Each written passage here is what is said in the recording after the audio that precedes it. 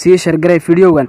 daawadayaal waxaan idiin haynaa barnaamij aynu ku eegi doono dagaalka ka dhex qarxay labada shacab ee Soomaaliland iyo Soomaaliya. sidaad muuqaalka fiidiyowga hoos idinkaga muuqda aad ku wada aragtaan waa barnaamijkii Somali Week London oo dagaal Soomaaliya iyo reer Somaliland loo kala saftay kadib markii uu fanaanka Maxamed BK oo hees 18 May iyo hees kale oo Somaliland lagu amaanayo goobta madasha barnaamijka Somali Week uu ka dhex qaaday.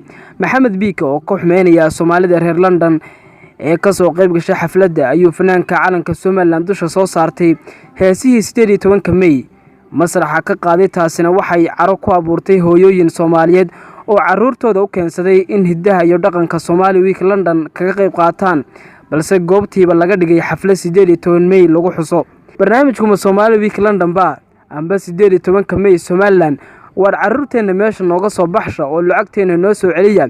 sidaas waxa ku hadaaqayeen hooyooyinka ka soo qayb galay iyo dadweynaha kale xafladda ka soo qayb galay. waana nasiib darro in xafladii Somali Week London laga dhigo xaflad shakhsiyeed calam la soo galaan, waliba fanaankii la soo casuumay inuu calanka u heeso oo dusha uu soo saarto.